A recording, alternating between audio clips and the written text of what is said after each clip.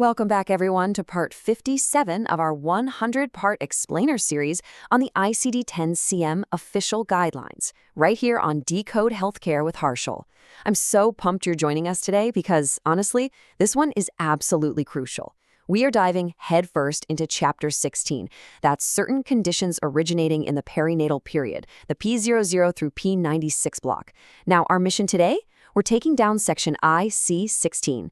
We're going to lock down those tricky Category Z38 newborn status rules. We're going to define the absolute 28-day perinatal boundary. And most importantly, we're going to conquer that mandatory code stacking sequence for prematurity and low birth weight. Seriously, grab your notes because these rules, they are absolute law. Let's get into it. Okay, so here's our game plan for today. Number 1, the perinatal period defined. Number 2, the newborn status law. 3, prematurity and weight stacking. 4, the perinatal lifetime rule. And finally, a quick teaser for Chapter 17.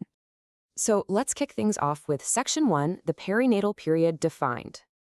All right, so if we look directly at the CMS ICD-10-CM official guidelines, and remember, CMS strictly overrides whatever your textbook might say, they explicitly define the perinatal period as starting before birth and continuing right through the 28th day following birth. That's it. It's a hard line in the sand.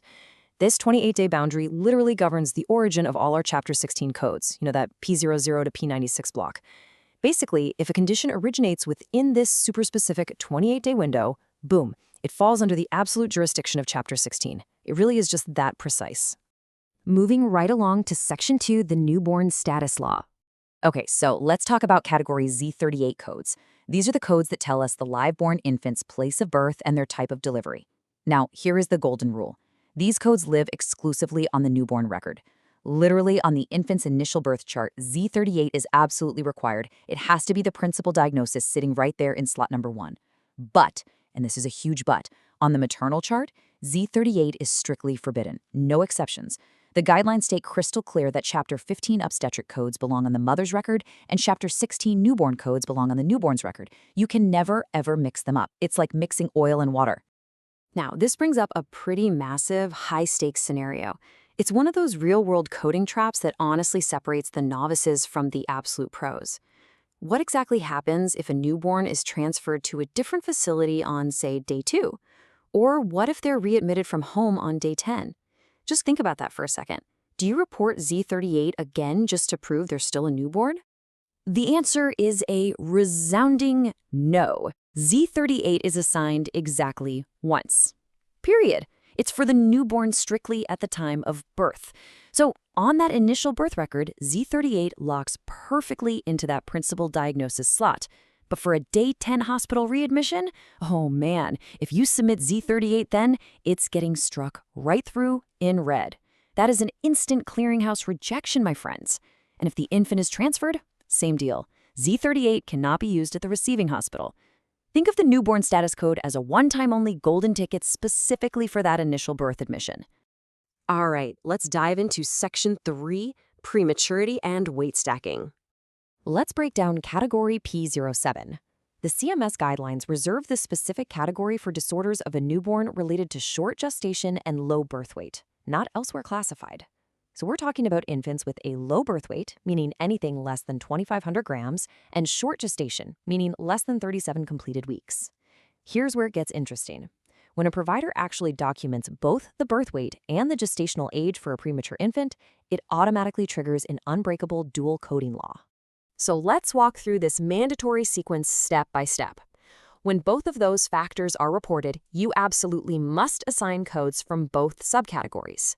Step 1. You pull your birth weight code, and that's going to come from the P07.0- or P07.1- subcategories. Then, step 2, you grab your gestational age code, which comes from the P07.2- or P07.3- subcategories. But wait, just tossing both codes on the claim isn't enough. The actual order you put them in is heavily regulated.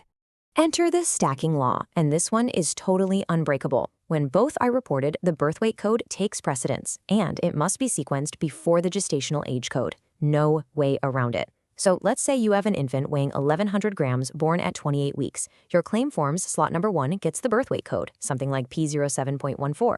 Then slot number 2 gets the gestational age code, P07.31. Guys, reversing this order is a direct violation of the CMS guidelines, and you will fail the audit for sure. Just remember, birth weight always leads, gestational age always follows. Now for one of my favorite topics, Section 4, the perinatal lifetime rule. I actually want to read this direct quote straight from the CMS official guidelines because it establishes such unquestionable authority on this topic. It says, should a condition originate in the perinatal period and continue throughout the life of the patient, the perinatal code should continue to be used regardless of the patient's age. Yep, you heard that right. These codes do not just magically expire on day 29 just because the official perinatal period ended. Let's visualize this. Imagine a patient is born and unfortunately develops a condition like bronchopulmonary dysplasia or maybe cerebral palsy due to a birth injury. That condition officially originates in that initial 28-day perinatal boundary, right? Now, fast forward a bit. Say they're 30 years old and the condition still persists. Well, according to this lifetime rule, that Chapter 16 etiology code remains active forever. Literally forever.